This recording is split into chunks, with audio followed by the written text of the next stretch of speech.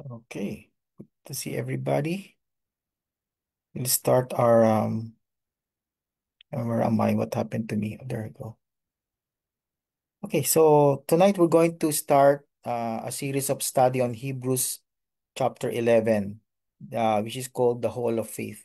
So let us pray first and let the Lord and His Holy Spirit lead us into this passage for tonight. Okay, let us pray. Father in heaven, we acknowledge your presence. We acknowledge your goodness. We acknowledge your holiness in our midst.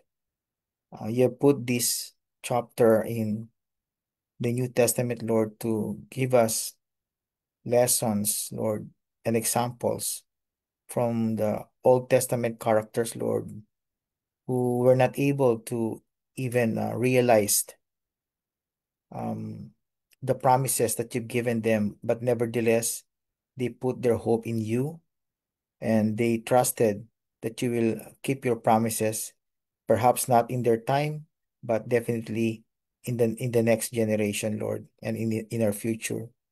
So help us, Lord, also to look into these examples. Tonight we're going to look at Abel and Enoch, Lord, and how they have demonstrated their faith in you, Lord.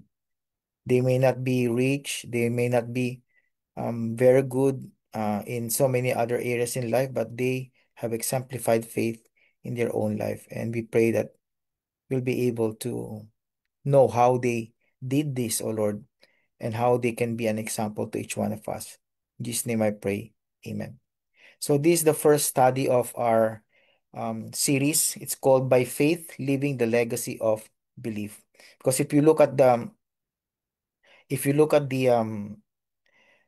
chapter, Hebrews 11, it always talks about by faith, by faith, by faith, and then the Old Testament character.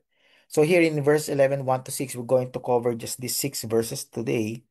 And I call it faith that pleases God, which is based on what it says in Hebrews 11:6, which says, but without faith, it is impossible to please Him or to please God. Okay? So what is faith that pleases God? Because it's very important for us to differentiate the different kinds of faith. There's a faith in ourselves, faith in things, faith in our material things, faith in other people. But faith that pleases God is something that is different, and we can see that in the examples of Abel and Enoch this evening. So let me just propose to you this principle, this big idea. The faith that pleases God is threefold. Okay, first, it is rooted in God's promises. Okay, so that's the first thing. The basis, the foundation of all our faith in our God, of course, the God of the Bible, is the promises of God, not the promises of people, not our own promises, which certainly we would break anytime, any moment, but God's promises are always true and faithful because that's His character. So that's the first thing. Secondly, we're going to look at our faith being reflected in our worship, and we're going to talk about Abel. He showed his faith in the Lord God through his worship, okay, by sacrificing an animal offering. And then we will make a contrast with his brother Cain, who sacrificed the fruit of the farm or the crops. And then lastly, we're going to look at faith that pleases God, which is revealed in our walk, okay, our lifestyle. When we talk about walk in the Bible, we are talking about our lifestyle, our day-to-day living. And we're going to look at um, the character of Enoch, okay, who lived in this world for about 365 years, okay? So we're going to look at these three things and we'll see how this can shape our hearts and our character so that we can have more faith in the Lord rather than faith in ourselves or faith in other people, okay? So we see, as I've said a while ago, the key examples that we're going to study will be Abel and also Enoch. Okay, so Abel, we'll see him in Genesis chapter 4, and then Enoch will be in Genesis chapter 5, verse 24. And both of these characters, they exemplified extraordinary faith in the eyes of God, faith that pleases God. Okay. So we see that in the world that we live in, this is a very common principle. Seeing is believing. In order for you to believe, you need to see first. That's what the world says. But in the biblical perspective and in God's eyes, it's different. To believe is to see. Okay? So you believe first and then you will see. And that's why many people thought that we Christians, because of our faith in the invisible God, we are crazy. We are like people who are supposed to be in the mental institutions because we believe in someone that we cannot see. But we're going to look at the important principles of faith, that it's not about that. It's not about just believing someone who is invisible, but we know that there is something that that invisible God can do, and we know that we have experienced everything that He has done in our life, especially our salvation. So most people think that when you talk about faith, it's about leaping into the darkness. Like you are a blind leaping into the darkness. But faith is not about that. It's not about leaping into the darkness. So what is faith? Faith is about our confident steps into God's promises. Our confident steps into God's promise. But these confident steps are baby steps. We don't take big steps because every step that we make is commanded by the Lord. And every step that we make is based on God's promises and God's teachings from the Bible. Okay? So faith is about that. We take steps because we are confident that the Lord will lead us into the right direction. So it's not a blind leap into the darkness. Hebrews 11, as we see later on in verse 1 to 6, it opens by describing and defining what real faith means. Okay, so real faith is the opposite of feelings. Okay, it's not about vague feelings or emotions because many people would think, oh, I believe in God because I am very joyful, I'm not sad, and so on. So they associate God with all kinds of emotions. Of course, as human beings, we have emotions, but it's not all about the vague feelings, but it's all about real confidence. And this confidence is rooted in our knowledge and understanding of who God is and what He did and what He can do and what He will be doing in our lives. And that's the basis of our faith. We know that the God that we serve, the God that we worship, is someone that we can trust. He is trustworthy, He is reliable. That's why we do not base our walk by faith in feelings. It's always because of our real confidence in the Lord God Himself. Okay, so let's look at verses 1 and 2 first. And because verse 1 especially is very important and foundational to the understanding of the word faith in Hebrews 11. Okay, let me read verse 1 first. It says here, now faith is the substance of things hoped for, the evidence of things not seen. So there are two clauses here, two phrases. First is the substance of things hoped for, and then secondly, the evidence of things not seen. So what is the word substance? What does it mean? So the word substance in the Greek is called hypostasis, which speaks of assurance and a firm foundation. So substance means foundation, the assurance. So that's the firmness. Okay, so when we translate this word substance as the foundation, we say that faith is the foundation of things that we hope for. Okay, so as Christians, our faith is not based only on the present, but especially on the future. But of course, when we look into the future, we call it hope because that's something that we haven't seen yet, something that we have not experienced yet, something that we don't know if it's going to happen or not. But the thing is, when we know that God is present in the past, in the present, and also in the future and forever, we know and we for certain that we have a great foundation. That what our hope is based on someone who is reliable and trustworthy. Okay, so the word substance means a firm foundation. It's the assurance that our faith in Him will be really evidenced by His greatness and His faithfulness. Okay, so the second part, the evidence of things not seen, is like a description also of the first part, which says substance of things hoped for. Because remember, The things that we hope for are the things that we do not see yet, right? That's why it says here, things hoped for, things not seen. So we do not hope for things that we have seen already, because if that is something that we have seen already, that's no longer hope, right? That's the reality. So now our hope is based on the reality that God fulfills his promises. In the world, the word hope means wishful thinking. That means, oh, I hope tomorrow it will not rain, it will be sunny again. Okay. I hope tomorrow I'll be better, that I'm not going to have any joint aches or body pain, so that I can walk and do more things. Okay. That's the wishful thinking of the world. That's false hope. But the hope that we have is based on the foundation that God is real, even though he is invisible.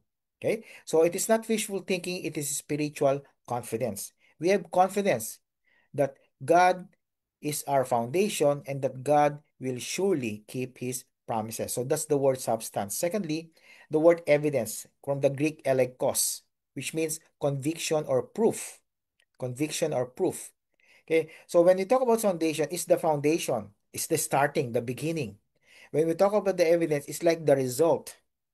Okay, the proof of what we are hoping for, the proof of things that we have not seen yet. So faith operates in the unseen realm, but is anchored in God's revealed truth. Yes, And then, many people would say that our faith is based on an invisible God, but we know that our God, even though invisible, is the embodiment of real truth. We may not see him, but we know that he's working. Okay, just like for the past few days, when it's windy, we know that the wind is invisible. We cannot see it, but we know that there's wind. Why? Because there's the influence, the impact, the result of that wind blowing the leaves and of the trees and its branches, right? So the same with God. We don't see him, but we see the impact and the influence of what he has done and what he will be doing in our life and also in other people's life. Okay? So evidence is the conviction or the proof. And that's why these two things are very foundational to understand. If we don't understand what it means by Hebrews 11:1, then we cannot fully understand why Abraham did this, why Isaac did this, why Moses followed God rather than stay in the kingdom of Pharaoh and lavishing himself with so much riches and all the great food, the great delicious food of Egypt, right? If we don't have that kind of faith and understanding of what faith is, then we will not be able to understand why these people exemplified those actions, the actions of faith in their life. Okay, so this is very important. Substance is the foundation, evidence is the proof of our faith. Okay, now in verse 2, let's go to verse 2. The elders, okay, verse 2 says, for by it the elders obtained a good report. For by it, by the faith of the elders, they were able to have a recommendation from the Lord that they have done their responsibilities and they have obeyed the Lord by faith. The elders here refer to the Old Testament saints who live by faith, and one of those people were Abraham and of course Moses, David, and other people. And the rest of all the characters that we see in Hebrews 11, these are the so-called elders. Okay, they are not called elders because they are just old. No, they are elders because they live by faith. They are examples for their generation, their next generation, and especially for our generation to live our lives by faith in the Lord.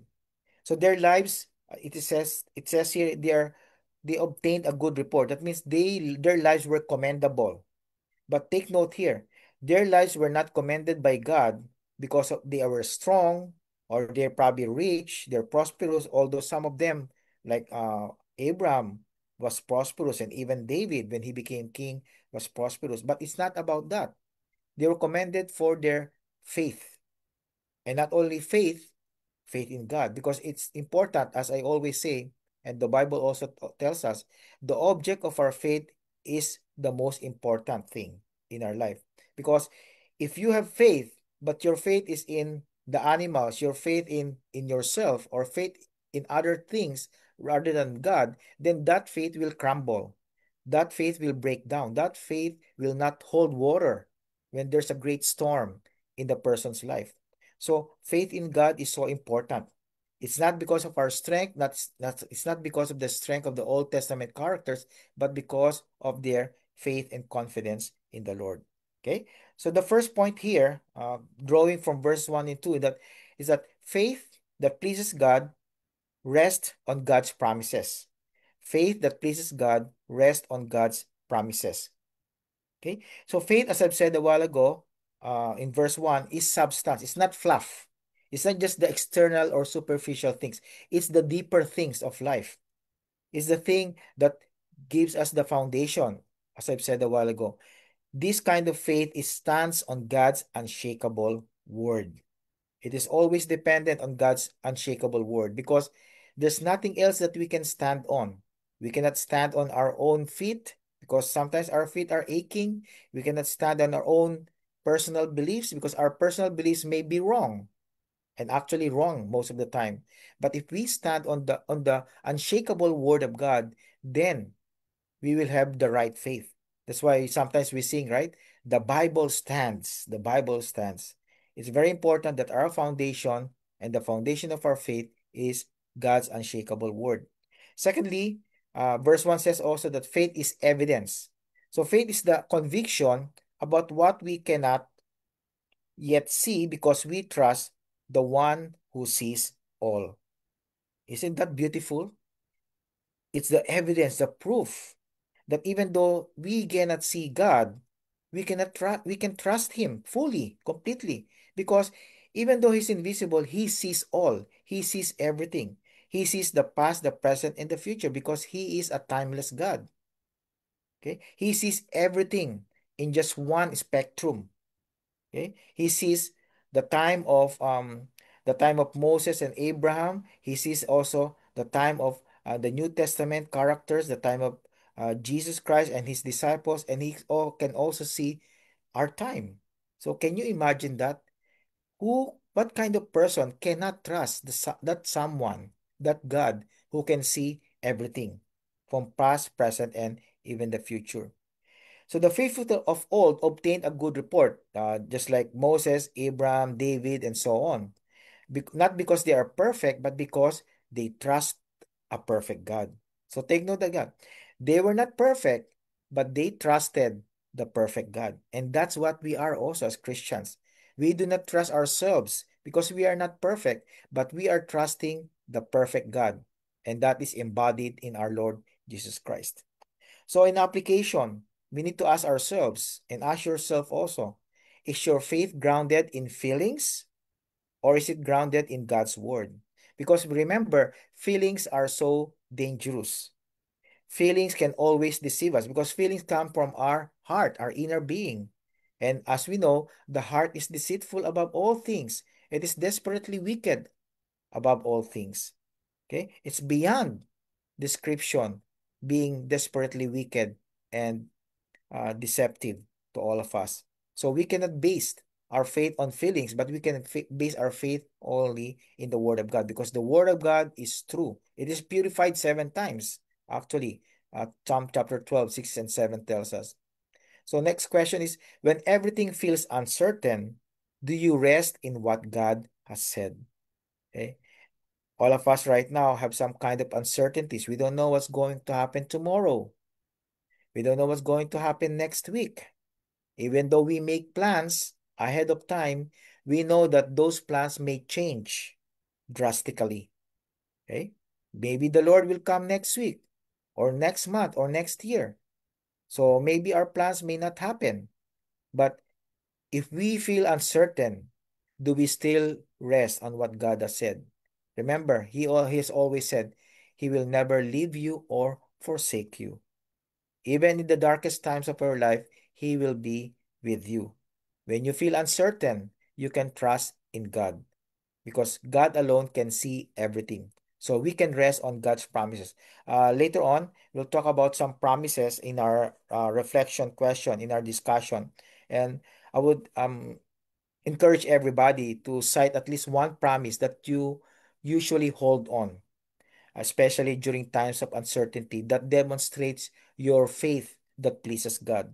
Okay, so that's the first thing. Faith rests on God's promises. Now, in verse 3, we see here the Bible says, through faith, we understand that the worlds were framed by the word of God, so that things which are seen were not made of things which do appear. So, by faith in God, because of the word of God, he gives us insight into creation. And we know about the creation. Even many people know about how the world was created because of Genesis. Genesis chapters 1 and 2 show us the two important chapters, the very early chapters of Genesis about creation. And remember, even though Jesus Christ was not there, perhaps because he was not mentioned there, but we know that the word spoken by God himself, when he said, let there be light, and there was light, the spoken word of God the Father there was the Lord Jesus Christ. And John chapter 1 verse 1 tells us, in the beginning was the word, and the word was with God, and the word was God. So the Father, the Son, Jesus Christ, and the Holy Spirit, they were all there during the time of the creation. In Genesis 1 2, we see the Holy Spirit hovering over the deep surface of the waters. So we see that God's word is really powerful. He has impacted our life. He changed people through the Bible, through the word of God. And also the word of God is creative. He framed the world by the word of God. Okay? The word frame here means he um architecturally designed. That's what the meaning of the word frame. Architecturally designed. That's why the creation of the world is creative. That's why we get the word creative. It's from the creation of God. It's only God who can create out of nothing. Okay? All of us, no matter how good you are, you cannot create something out of nothing. Only God was the greatest creator because he created everything out of nothing. Okay? So we need to trust in God. And as believers, we see here also in verse 3 that we accept the invisible as real because we trust the creator more than our own senses. It says here, so that the things which are seen were not made of things which do appear. Okay? So we trust him, the creator. Even though he is invisible, we know that he is real because he is seeing everything. He sees everything. He knows everything. He's omniscient. And that's why we can trust him as our creator and also as our God and Lord. So here in verse 4, we see also an example. As I've said a while ago, we're going to look at Abel and Enoch as examples of faith in the Lord. So by faith, verse 4, Abel offered unto God a more excellent sacrifice than Cain, by which he obtained witness that he was righteous, God testifying of his gifts, and by it he being dead yet speaketh. Okay? So Abel's offering was called by God as more excellent. Why? Because his offering reflected a heart of obedience and faith in God's standard. We didn't see it in the Bible in Genesis chapter 4 when they offered their own offerings, Abel and Cain, but we know that through Adam and Eve, God has demonstrated that animal sacrifice is very close to his heart. And that's what Abel did. He sacrificed some of his sheep in order to give to the Lord. While Cain, even though he knows that, most likely because he was also a son of Adam and Eve, he gave only the fruit of the crop, the fruit of the land. So Cain's sacrifice was sincere, okay? Many people will say, oh, I'm very sincere in my offering. I'm very sincere in my faith in myself or in other people, but not in the God of the Bible. But sincerity is not enough because that sincerity must be based and rooted in faith and in what God has required. Cain certainly knew this, that God demands an animal sacrifice, but he still proceeded to give a sacrifice that comes from the fruit of the crops. So that's why God says his sacrifice was not excellent. It was not pleasing in God's eyes because of the lack of faith. When we have faith in the Lord, then there's a tendency for us to obey. Cain did not do that because he lacked faith in the Lord. He did not obey what God required of him. Through worship, we will see here in verse 4 an evidence of genuine worship. True worship flows from trusting God's revealed will. So, you and I, we're not going to worship God if we don't trust His will. And remember, His will is for us to give glory and honor to Him. And if we know how to give glory and honor to Him, then we will follow His will, and then true worship will flow from each one of us. And that's why some people are saying that when they go to church or attend services, they don't feel that real worship. They blame other people rather than themselves, because they have not really experienced or felt. Okay, they say the word felt real worship. Real worship is not felt, although emotions is part of our worship. But real worship is not felt. Real worship is again based and founded in our trust in God and His will. Okay, so we need to remember that Abel, by faith, offered an animal offering. Cain, even though he was sincere, there's no faith in that because he did not obey what God has required. Okay? So in point number 2, we see here in verse 4 that faith responds with genuine worship. If we have real faith in the Lord, a faith that pleases Him, that will result into a genuine kind of worship. Abel's worship was three things: sincere, yes, just like Cain, sincere, but Abel's worship was more than that. It was sacrificial also. He sacrificed an animal rather than just crops. And then thirdly, and most importantly, it was rooted in trust and faith in the Lord. And that's how we are supposed to worship God also. Remember, in the New Testament times and even in our time, we are not required to offer an animal sacrifice. We're done with animal sacrifice. But now, the Bible tells us to present yourselves as living sacrifices. That means our body, ourselves, should be yielded and presented and surrendered to the Lord as holy and living sacrifices, acceptable in the eyes of God. And Abel's worship was that: sincere, sacrificial, and rooted in faith in God. Secondly, we see Cain also. His kind of offering was just about going through the motions. But faith makes the difference between ritual and relationship. Okay, so he was just going through the motions because perhaps he found out that Abel was worshiping the Lord by animal sacrifices. Then he said, okay, I'll just follow my brother. I'll do the same, but I'll just offer something that's not costly and very expensive on my part. Probably just the fruit of the land, fruit of the crops. That's okay. But faith is not like that. Faith is the difference between ritual and relationship. Cain went through a ritual, like a ceremony, but Abel's worship was about his relationship with God. And that's what we are supposed to be. And I remember more than ten years ago, I think almost 20 years ago, um, we have we sometimes we sing this song in our church. It's called The Heart of Worship. And in that song, Heart of Worship, it says that sometimes when we worship the Lord, I'm just paraphrasing. Sometimes when we worship the Lord, we think that it's all about ourselves or it's all about what we do for the Lord. But in the chorus of that song, Heart of Worship, it says there, but it's all about you. It's all about you, Jesus. So worship is about Jesus. It's not about you, not about me. Even though I'm the pastor preaching and teaching you, it's not about me. It's about our Lord. He is the center of our worship. And we are not here to do some kind of ceremony or ritual or tradition, but it's about our relationship with God. Because we have faith in God, we worship Him.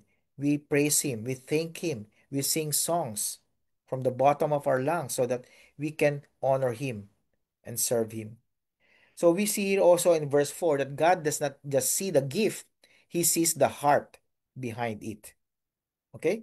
So He was not just looking at the animal sacrifice, He was not just looking at the fruit of the crops, but He's looking at the heart of Abel and Cain. Remember, God can see our hearts.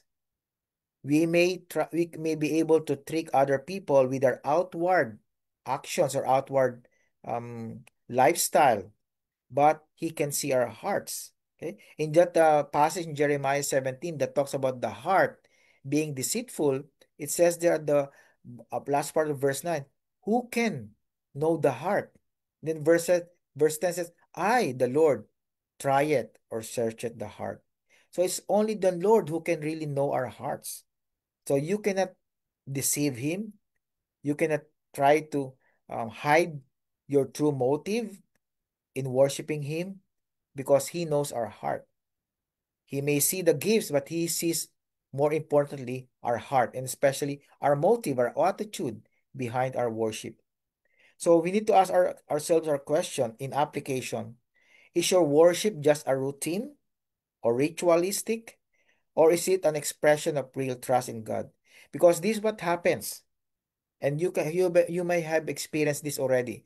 If your worship is just a routine or you're just going through the motions, you'll just go on Sunday morning, attend Sunday school, and then go through the worship service, listen to the sermon, and then go home and then go back again next week. If it's like that, your worship is like that, just going through the motions, it's not real worship. Because real worship is about trusting in the Lord, pouring out yourself to Him no matter what happens. Okay? Does your life reflect sacrificial faith? Faith is sacrificial, and we need to sacrifice ourselves. We need to yield ourselves in order to show our worship to the Lord. So faith responds with genuine worship.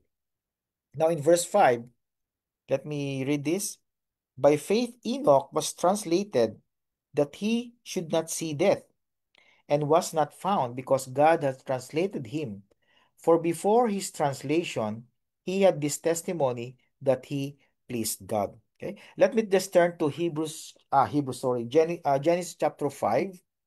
Genesis 5, chapter 5, 24 is the place where we can see the this character Enoch walking with the Lord every day of his life, the moment that he had a personal relationship with God. Okay? So if you have your own Bible, so you can turn to that also, but I will read the passage for all of us. So Genesis chapter 5, verse 24. Okay? Verse 24 says, and Enoch walked with God, and he was not, for God took him. Okay? But before that, verse 23, it says, all the days of Enoch were 365 years. 365 years. That's his lifespan. And then verse 24, Enoch walked with God, and he was not, for God took him. That means he was not means that he was translated. He did not die. He was one of the two people who did not die in the Bible. Enoch first and then Elijah. Same people, same letter E. Okay, imagine. So Enoch's life, according to Genesis 5:24, was marked by daily fellowship with God. Enoch walked with God after he begot Methuselah 300 years. Can you imagine that? After he got Methuselah, the oldest person in the Bible, 969 years old, for 300 years, he walked with God. That means every day, every moment of his life, he was in communion and in fellowship with the Lord. His translation, because it says here, he was not. That means he was taken to heaven without dying. It was God's reward for a life that pleased God. God was so pleased with Enoch that he did not let him die. He took him to heaven right away, just like Elijah. Okay. And what was the reason why? His faith in God. His faith in God resulted into a daily fellowship with God. And that's why we always emphasize in our life our private moment with the Lord, our private time with the Lord, with sometimes we call it our devotional, our quiet time or fellowship with God is very, very important. Do not underestimate the impact of that private moment with God because everything that you do in public, outside your time with the Lord, we, is a result, is a fruit of your own private time with God. So don't underestimate and don't minimize the importance of that private moment with the Lord. Okay. Now in verse 6, our key verse here, Hebrews 11, let's go back to Hebrews 11. Verse 6 says, "But without faith it is impossible to please him, for he that cometh to God must believe that he is, and that he is a rewarder of them that diligently seek him." Okay? Faith is essential. Okay? That's why it says, "but without faith." So that means without faith, you cannot please God. Even if you do so many work for the Lord, you have so many fruits, that will not please God. What pleases God is the faith behind the works, the faith behind the fruit. Okay? Because remember, I discussed last Sunday in John 15, we can bear fruit, much fruit, and more fruit, but we need to abide in the Lord. We need to have that faith connection with the Lord Jesus Christ in order to have that kind of fruit in our life. So faith is so essential. But again, the object of faith is also important because it's not just faith that is essential, but faith in God is important. God does not just tolerate faith, He requires it. He does not say, well, okay, if you have faith, you'll be fine. But if you don't have faith, I'm okay with that. I'll allow that. No. Without faith, it's impossible to please Him. In the Greek language, but without faith is so emphatic. That means they emphasize it so much. It's in the first few words of the Greek language. But without faith. That's why it's so important for us to understand that faith is very, very essential. Because it's important to God, it should also be important to all of us. So there are two foundational beliefs here. First, if we have real faith that pleases God, then we believe that first and foremost, God exists. God is present. And then His presence is connected with the fact that He rewards those who diligently seek Him. All the people in Hebrews 11, including Abel and Enoch, Abraham, Moses, David, Isaac, Jacob, Joseph, and every other person mentioned in Hebrews 11, they were rewarded by God. Why? Because they were diligently seeking Him. First and foremost, they diligently seek Him because they know that God exists. Even though He is invisible, they believe that God influences their life. God is real because they can see what He has done, how God changed their lives. And we know in our lives also that God changed each one of us. And that is a fact that we need to hang on. So we know because of faith that God exists and that He rewards those who diligently seek Him. Not just someone seeking Him, but diligently seeking Him. Okay. So the word diligent here means earnestly, sincerely, passionately, on fire. Okay. Not just someone who seek God on one day and then the other day he's not seeking God. That's not diligently seeking God. To diligently seek God means that every moment, every part of every moment, and every section of your life, you want Him to be with you at all times. Of course, God does not go away, He's always close to us, but sometimes we stray far from Him. And when we draw closer to Him all the time, that's what it means by diligently seeking Him. We want to pursue Him as our as the most important relationship that we have. Okay? So here in verse 5 and 6, we see the third point. First, in the first point, we see that faith rests in the promises of God. And then secondly, Faith responds in genuine worship. Now, here, faith is seen or reflected in our daily walk. So we see here in Hebrews 11:5 that Enoch, even in Genesis 5:24, did not do any kind of miracles, but he simply walked with God every day. Can you imagine every day you're with God, the perfect, holy God, the just God, the loving God, the merciful God, the very kind Father, and you walk with Him every day? You learn so much from God if you walk with Him every day. How come we Christians nowadays, we don't want to walk with Him every moment of our life? Sometimes we want to walk with our friends who are not good influences to us. Sometimes we go with other people who would lead us into the wrong directions. Why not simply walk with God every day, just like Enoch? In that way, we will learn so much from God. And being with God can literally change everything in us. Just imagine Moses, right? When Moses was up there in Mount Sinai, and then he started to come down to the people of Israel.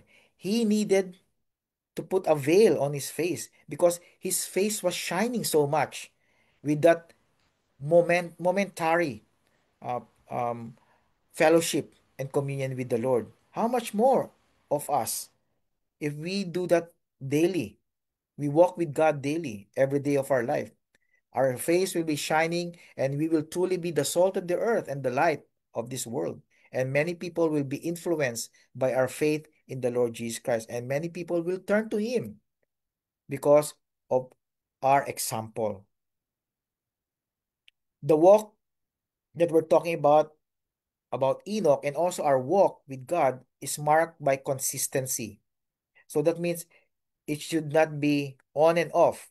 One Sunday, I'm okay. Next Sunday, I don't have that kind of feeling. I'm not going.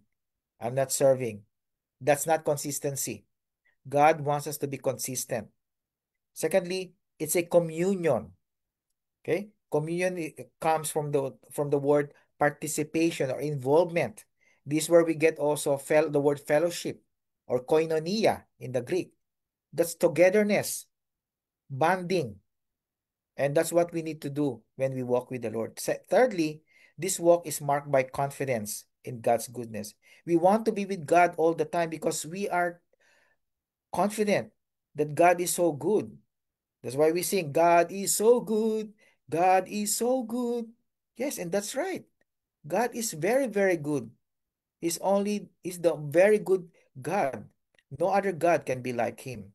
And that's why we can have confidence in Him and we can walk with Him every moment of our life. Hebrews 11:6 makes it clear that faith is not optional, it is essential. So, in application, ask yourself, as I ask myself also, are you walking with God in your daily life? Or are you just visiting Him on Sundays? As if Monday to Saturday, God, I'm with my own thing, I'm doing my own way, but on Sundays, I'm going to visit you for 1 hour. And then after that, I'm going back to my old ways. Is that your walk with God? That's not real walk with God. It's just like God is your guest or you are the guest of God. No. If you call yourself a child of God, then you should be walking with God in your daily life. Real faith shows up in our habits. It shows up in our decisions and even in the direction of our life. So if we don't have that real faith in the Lord, we are not walking with Him day by day, then our habits will be just like the worldly habits. Our decisions will be like the majority of the world, just going with the flow. No matter what happens, I'll just follow the flow of the people rather than follow the will of God. And of course, we will be led into the wrong direction if our faith is not in God and if we are not walking with Him every moment of our life. And that will be a tragedy for a Christian to have worldly habits, to have decisions that are always wrong, to have the wrong direction in life. God is not pleased with that. That's why we need to start with the foundation of faith. Our faith is reflected in our daily walk. So, an illustration that I thought of is like Wi-Fi. Most of us, we are familiar with the Wi-Fi, right? Wireless fidelity. That's what it really means. Okay. But Wi-Fi, its signal, you cannot see it, but it connects you to everything that matters. Okay. Without the Wi-Fi, you cannot go to the internet and watch The Chosen, or watch The King of Kings, or watch The Passion of the Christ, right? Without Wi-Fi, you cannot see all those things that you want to see. So it's a connection for everyone, that for everything that matters. So the signal comes from God's promises. And faith is how your heart stays connected, even when the connection feels invisible. You cannot see the Wi-Fi signal, but there's a connection of your heart with the promises of God, which is the signal of the Wi-Fi. Okay? So in conclusion, this is what we have learned. Faith that pleases God is not flashy. It's not about miracles or slaying of the spirits or doing so many wonderful things that people seem to understand as supernatural. It's not about that. A faith that pleases God is just being faithful, faithful in obeying the will of God. That's what God demands from all of us. Because he knows that we are not perfect. He knows that we cannot be like Abraham, Moses, and David and all the people in Hebrews 11, but we can be faithful also, as long as we are founded in the Word of God, and that we walk with God day by day, and that we surrender our lives to Him because we trust Him. We have so much confidence in what He can do for our life. So rest, worship, and walk by faith. Okay? Rest means to trust. Just trust Him. And then as you trust Him, just worship Him. Dedicate your life to Him. And then commune with Him every day and every moment of your life. Let your faith not just be believed. That means your faith must not be only demonstrated to people, but it should be applied. Even if people will not um, what do you call this praise you, it doesn't really matter. What is important is that you are living the life of faith. Remember, 2 Corinthians 5:7 tells us, for we walk by faith and not by sight. We walk by faith and not by sight. Okay, so we're going to look at the reflection questions, but before that, we're going to close our Facebook recording. So just stand by, please. And then we're going to answer our reflection questions.